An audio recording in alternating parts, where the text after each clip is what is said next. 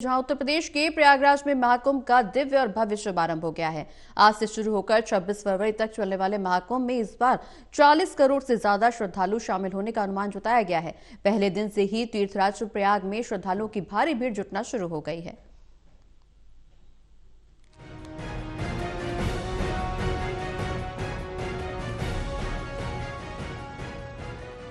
तीर्थराज प्रयाग में महाकुंभ मेले की आज पौष पूर्णिमा स्नान के साथ शुरू हो गई है। कड़ाके की ठंड और घने कोहरे के बावजूद श्रद्धालुओं की आस्था ठंड पर भारी पड़ रही है। मेले में भक्तों का जन सैलाब उमड़ पड़ा।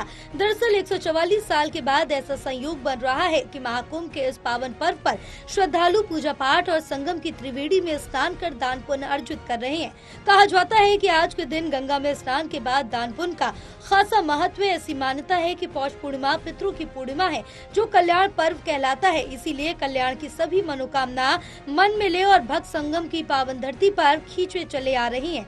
इस दौरान कुंभ मेला प्रशासन द्वारा 10 पक्के घाट और 31 अस्थायी घाटों पर दूर दराज से आ रहे श्रद्धालुओं को आस्था की डुबकी लगाने का इंतजाम किया है और पूरे मेले को 12 किलोमीटर क्षेत्र में बसाया गया। कहा जाता है कि पौष पूर्णिमा स्नान के बाद कच्चे फल, अन्न और गर्म कपड़ों का दान करने से मन की सभी मनोकामनाएं पूरी होती है।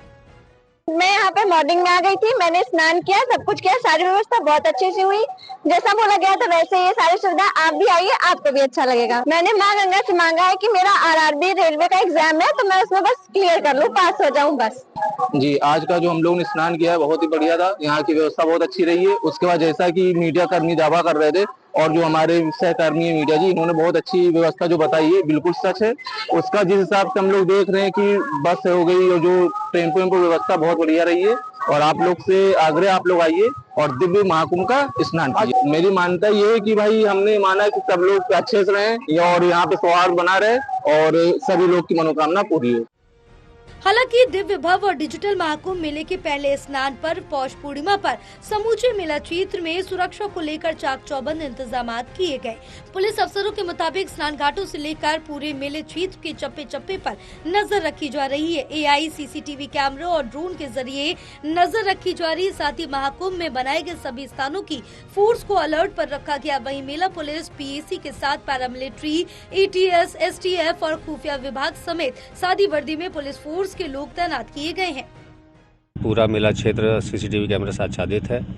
ये ICCC हमारा जो कंट्रोल एंड कमांड सेंटर है वहाँ पर इन सब का फीड आता है। बहुत सारे कैमरे इसमें AI से लैस हैं। इसका सार और जो मतलब है वो ये है कि हमने इसमें पैरामीटर्स फीड किए हुए हैं।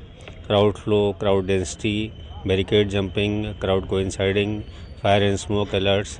इसके अलावा ANPR की भी सुविधा है जो कि नंबर प्लेट्स पढ़ लेता है, हम उसको वेरीफाई कर लेते हैं। जैसा मैंने आपको पार्किंग के बारे में बताया था, ये AI से हम ये भी जान जाएंगे कितनी पार्किंग भर गई है। 70% भरने के बाद हम उसको डाइवर्ट कर देंगे ट्रैफिक वहाँ से। इस प्रकार पूर्णतया डिजिटली हम इस कुंभ को सुरक्षा दे रहे हैं।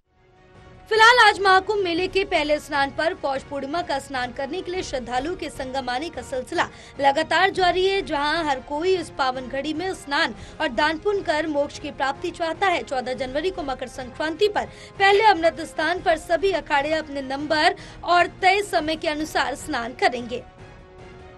प्रयागराज से आरिफ राजू की रिपोर्ट।